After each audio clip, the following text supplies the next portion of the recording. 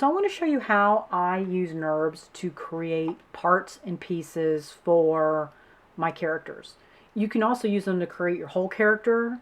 Just different ways of working. You just have to play around with it, figure out what works best for you, and then you get comfortable with it and you practice and you get better at it. So I'm just going to show you my way of doing this. The other videos in Blackboard are a little more, here's the tools, here's what they do, and now I'm going to show you how to put it all together. One of the best pieces of advice that I can give you for becoming a strong modeler is to model something and then delete it and do it again. Maybe even delete that and do that again if you have time. You probably are not going to this semester have the opportunity to do a third one, but if you do, that would be fabulous.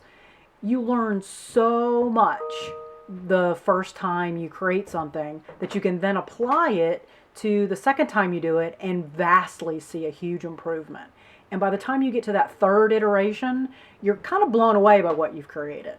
So just keep that in mind. If you have the ability to create something and use it as sort of a guide to learning what you're doing, and then delete it and start over, your second result is going to be better almost every time. Once in a blue moon, you'll be like, well, don't delete it, just push it to the side. Because once in a blue moon, you'll do a second time, you'll be like, well, I think the first one was better, I wish I hadn't deleted it. So that's just my advice. Do it a second time.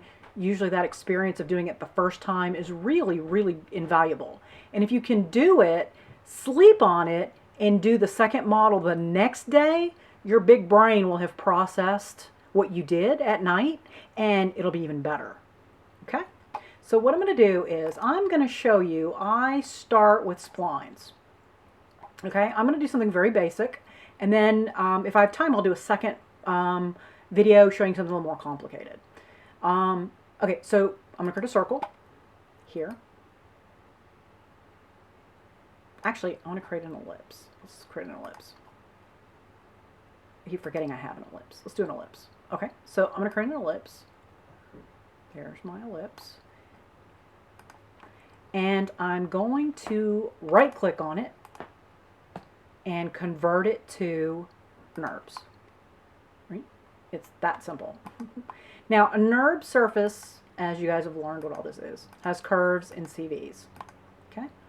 I'm going to stay up here just on the surface because I want to create a surface. I don't want to mess with my curves. You can do that, and I'll probably try to do another more in-depth video. I just want to do an initial, I'm going to move everything over here so you can see it, an initial video that just sort of shows you the basics.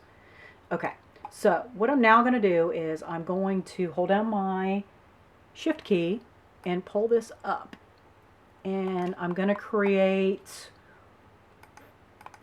4, 5 copies. Alright, so you see I have all those copies. I'm going to move this so you can see those. And what I'm going to do is I'm going to select the ones in the middle and I'm going to scale them up. And then I'm going to select the other two in the middle and I'm going to scale those up. And I might want to move some of these a little further apart. And I'm going to use this to create a ULoft that's going to create a body. Okay? I'm going to use that to create my body. So I'm going to select the bottom one so that I can get into my NURBS surface. Edit tab, and then expand create surfaces. Down here you have ULoft. That's what I'm going to use. Right? So I've selected the bottom one. I've gone into my edit tab. I'm on NURBS surface. I'm not in either of my curves. I'm on the surface, the main object, and then I've expanded create surfaces. ULoft. Okay, I'm going to select that. Now, what I'm going to do is I'm going to start at the bottom, the first one that I've got highlighted, and I'm going to subsequently pick each one of these in order. Okay, so I'm going to start with the bottom one, and then you see I got that rubber band. I'm going to select the next one in order, and you see what's happening. Kind of cool.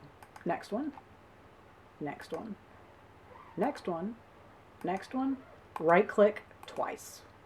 And there you go. I mean, I now have this really cool shape, body shape, that I can use zoom out a little bit here so you can see it. That I can use as part of my character. And then I can come back in after I've created it and work. You see I've got a surface now. I can make adjustments. I can work with my curved CV, which actually is kind of really cool to work with that box to start to morph this, or I can work with the curves itself. It's up to you how you want to, or how you feel most comfortable working. Play around with it, see what you got. I like working with these actually, and I like really being able to see it here. It allows me to do things that are more uniform. For instance, say I want to start to morph the body.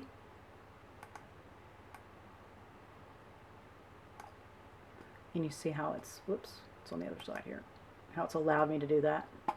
And starts to create a torso. And then I can take this one at the top, and I actually want to work in this view right here, and I can start to move that, move those points, select them over here, and then move them, whoops, in.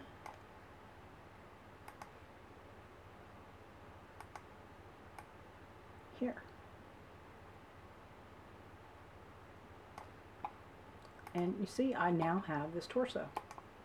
And when I put a turbo smooth on it,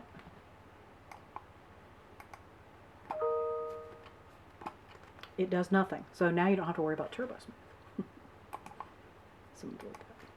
Okay, and that is just one very simple, easy way to create a series of splines, convert those to NURBS, and then use that to create a surface.